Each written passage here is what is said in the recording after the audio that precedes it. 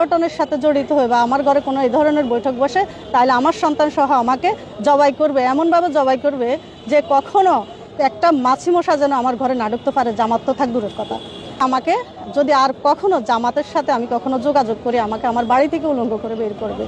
কালকে আমাদের মহিলা সংগঠনের জামাতের একটা মিটিং বসছে, আমরা ওইখানে দাওয়াতি কাজে নিয়োজিত হইতেছি এবং কি নির্বাচনী ইয়েতে আমরা করতেছি, কথা বলতেছি।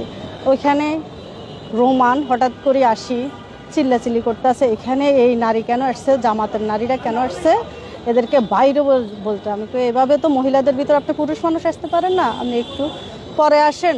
এর পরবর্তীতে উনি চিল্লাচিল্লি বাবলু এবং কি রুবেল এরা সহ আরও কয়েকজন লোক আসি উল্টাপাল্টা কথা বলতেছে, গালিগালাজ করতেছে। আমি এভাবে তো নারীদেরকে কথা বলা যায় না, আপনারা এভাবে কথা বলতেছেন কেন? কি বলছে এখনো পিডি নাই, পিটাই বাইর করবো, পরে বলো বাইরও নইলে তোমাদেরকে পিটাই এখান থেকে বাইর করবো। তখন কর্মীরা দ্রুত বাইরে যাওয়াতে এরা সব আমার সবগুলা রুমের ভিতরে ঢুকি ওনাদেরকে মারবো ধরবো, আমার বাচ্চাদেরকে হুমকি দিতে আছে, আমার হুমকি দিতে আছে। যদি কখনো আর আমি এই সংগঠনের সাথে জড়িত হই বা আমার ঘরে কোনো এই ধরনের বৈঠক বসে তাহলে আমার সন্তান সহ আমাকে জবাই করবে, এমনভাবে জবাই করবে যে কখনো একটা মাছি মশা যেন আমার ঘরে না ঢুকতে পারে। জামাত তো থাক দূরের কথা, এইভাবে তারা আমাদেরকে হুমকি দিচ্ছে। আমাকে যদি আর কখনো জামাতের সাথে আমি কখনো যোগাযোগ করি আমাকে আমার বাড়ি থেকে উলঙ্গ করে বের করবে। গতকাল